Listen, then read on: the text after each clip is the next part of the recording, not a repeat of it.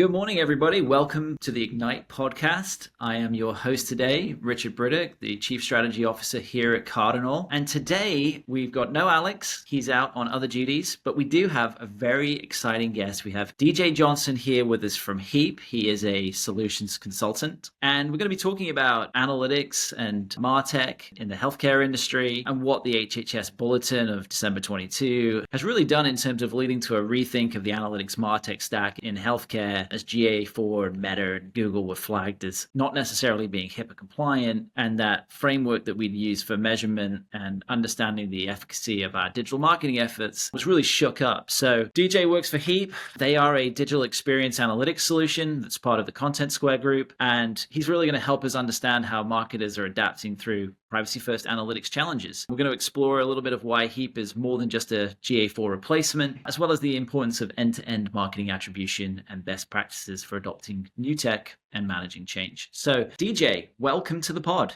Yeah, thank you. Very nice to be here. Look forward to it. Absolutely. So tell us just briefly, for people who may not have heard of Heap, tell us a little bit about Heap as a platform and how you are implementing it as a solution to help healthcare marketers measure their campaigns, measure their digital performance, and really get the most out of the things that they're doing in terms of patient acquisition, etc. Yeah, absolutely. So yeah, as you mentioned, Heap is an experience measurement platform. We work in the first party world, so that helps a great deal when complying with any regulations, including HIPAA. And really, the innovation that Heap came out with going back about 10 years now is a concept of capturing every interaction first, right up front, and then using tools to retroactively look at those events. So you can see the true user journey. We've added, data science to this as well, so we can see if you've given a 4-step funnel, there's steps in between that may be missing or unaware of. So it's a very robust toolkit to get up and running quickly and get, really good insights into visitor behavior.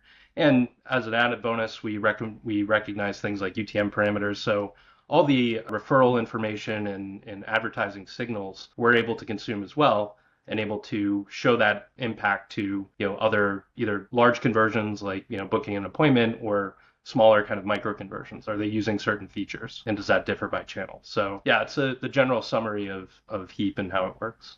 And that sort of idea of understanding the micro conversions or some of these other data points that you may not necessarily look at by default as marketers, that comes from your sort of beginning point as a products analytics solution, right? Yeah.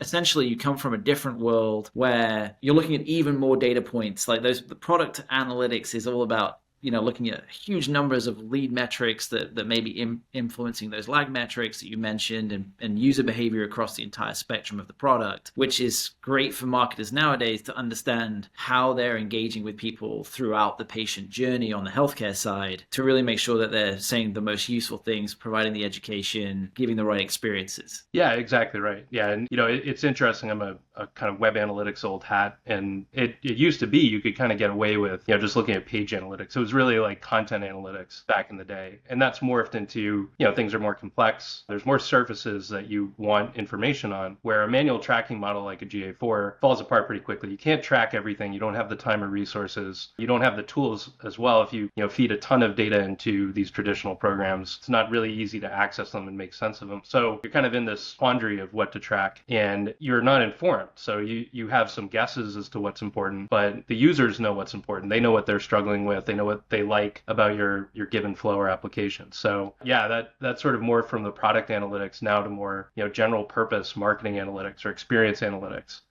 is something that's really exciting to see.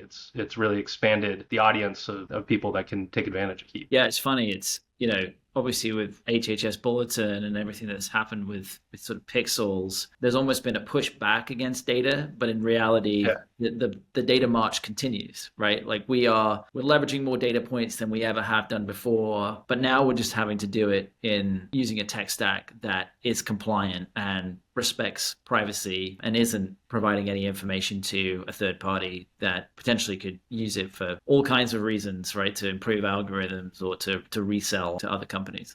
Yeah, Yeah, and it's it's interesting to see that this focus of more data, but definitely a shift towards first party data, right? More in our control. We're collecting it for the use of, I as a healthcare provider say, I'm using it to improve the experience that my visitors have, which is it's a noble cause. It's what you should be doing if you're running these programs. But kind of shying away or moving away from just the sort of shotgun blast of let's share this behavioral data with tons of ad networks and try to optimize and move the needle using that method. You have to be just way more careful about what data you're sharing with who, especially in light of the bulletin. I mean, it really clarified some things, which is great, but it also added some confusion, a little bit of trepidation of, it seems like it says I can do this, but I don't know if I still can, right? Or more likely my lawyers have an opinion that I can't, right? Like that's when legal gets involved, things get interesting. Absolutely. And so for a lot of folks out there, I mean, I think we've spoken about some of the benefits of Heap. One of those being the sort of auto event capture that you were referencing, right? The beauty of Heap is that you add it to the site and then you start capturing all of these events by default. And I will say from previous experience that has saved our bacon when the bulletin first came down and we had to turn off GA4 and Google Ads pixels, but we had Heap that we were leveraging for a client. Yeah. And the fact that Heap was already automatically capturing all those conversion events allowed us to go dark on those platforms, but still capture the information through Heap. And then it was just a question of how do we leverage this data? How do we make the most of it? But that was something that we were able to figure out more on our own timeline. So the auto capture functionality, if people think about, data delays, it's okay if you're not reporting out on data straight away, but you must be capturing it. And that's something that Heap does out of the box, which is fantastic. Yeah, and doing it in a very secure and controlled manner too, right? So it's not just collecting every interaction and giving you tools to explore it. It's making sure that you're only collecting what you want to collect and you're not collecting anything further. And Heap by default is very, privacy first. We don't collect, for instance, we'll understand when someone navigates through a form, but we're never collecting any of the form field selections or, the text entered or anything like that. And we have controls to control the capture as well. So you can turn off things that some of our clients aren't comfortable with geolocation. So you just flip a switch and that's turned off. Same thing with IP address, right? So it's much easier to be, in compliance or internally consistent with your privacy policies and everything else with Heap because you have those tools. Even though you're capturing a great deal of data, you're only capturing the data that you explicitly tell Heap you want to capture. That's fantastic, right? Because obviously you don't have that control on GA4. Yeah. Or for a lot of other analytics solutions out there as well. And that's probably the question that you get the most, right? I'm assuming, when you guys are talking to healthcare marketers or, health platforms, I assume that most of them have been on GA4 or Google Analytics and that they are looking for an alternative, whether it was the bulletin that caused them to rethink their MarTech stack or whether it was some other reason. But what are the typical, when healthcare marketer is coming to you and saying, I'm using GA4, how is Heap different, or how can Heap make my analytics more effective? What are you guys typically saying to those folks, and how are you helping them to understand the differentiation there? Yeah, I mean, a big part obviously is the savings of having to go through engineering effort every time you want some new data points. So that's an immediate, kind of improvement that people can see. But also speed to insights, I think, is a major one. If you need an answer to the question, Heap coming from that product analytics world, you're designing and building and pushing product, all day long. You don't have time to wait a couple weeks for an answer to come back. So you need those answers very rapidly, and that benefits anyone that uses Heap. So another big one too is,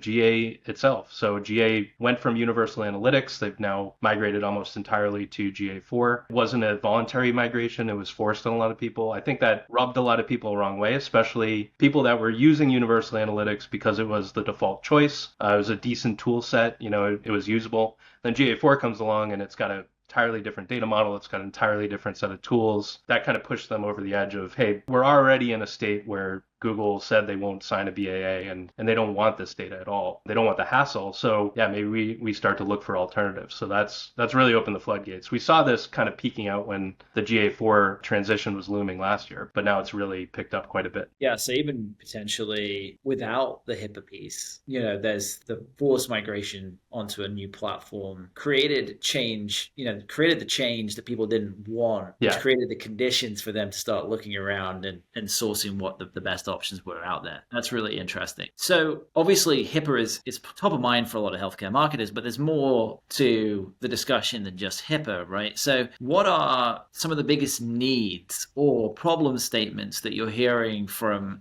healthcare marketers who are coming and having these initial discussions with Heap and eventually becoming Heap customers?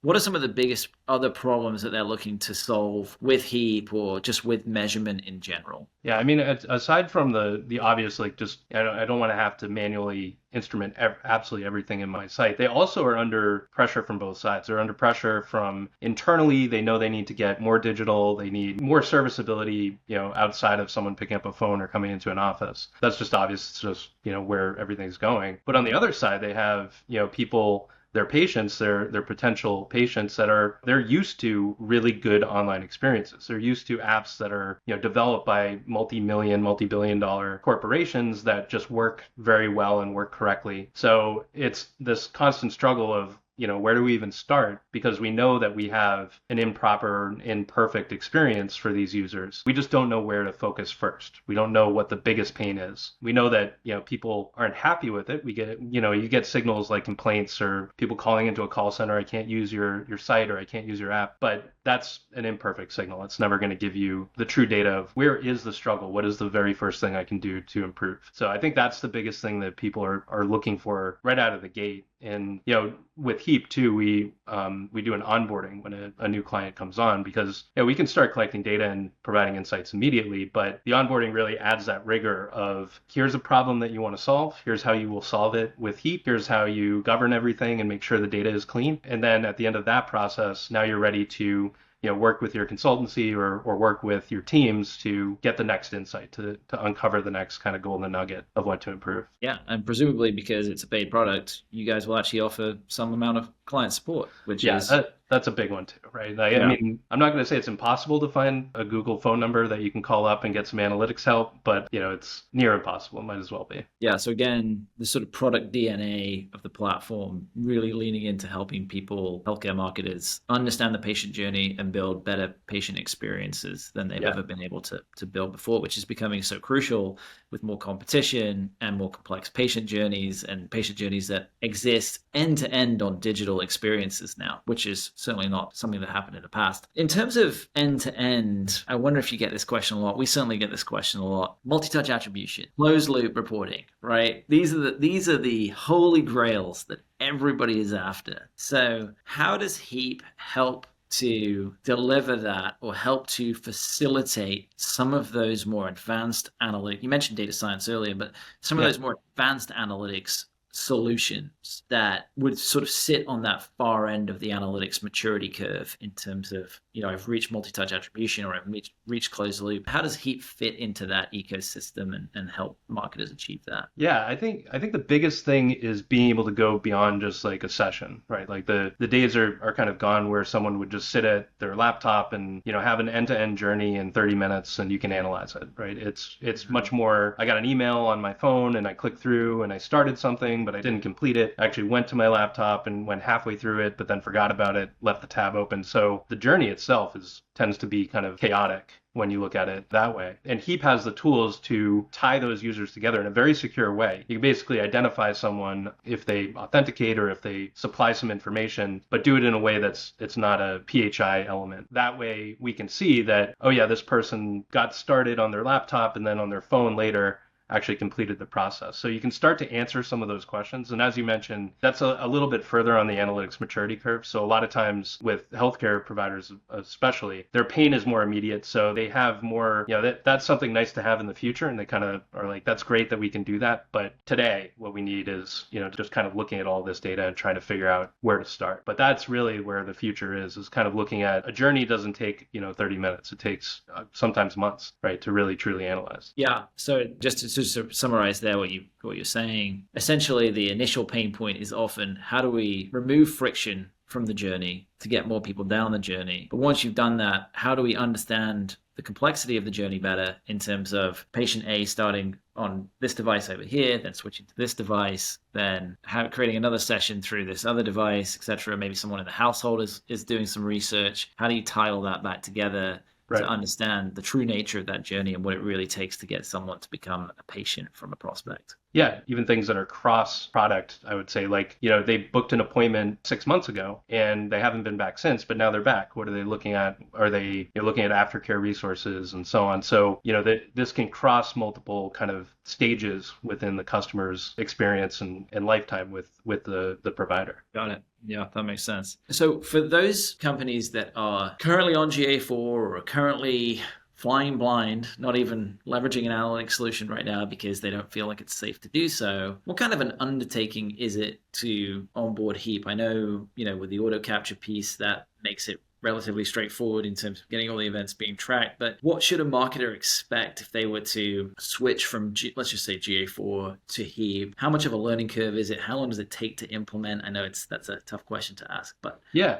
Give us a general sense, because I'm assuming that's another question that you get a lot. Yeah, absolutely. And like any new system, there's an adjustment period. I will say, like, the deployment itself can be very, very rapid. It's put the tag on the site, data starts flowing within a few seconds, and people actually start generating insights. We have a great deal of customers that never talk to a person like me or anyone on the Heap side. They're just free customers. So we've had to build sort of these tool sets that can generate insights automatically. So you don't have to go hunting for them. So you'll start to see dashboards populating, conversion analysis, acquisition analysis. Those start just filling out automatically. So it typically is a very easy experience to try out Heap and just start playing with it. Also, an advantage too, most people aren't paying for GA4, so they can just kind of leave it on the site. They always have that as a fallback. If they need to get a quick answer and they're more familiar with GA4, they can always do that. Unless they're being prevented, unless they're being told, just take it off the site immediately. And also, it's like working with folks like you that understand the bigger picture, can navigate through, it's not just deployment and training, it's really understanding what data you want to capture, what data you don't want to capture, what's your identification strategy if you have one,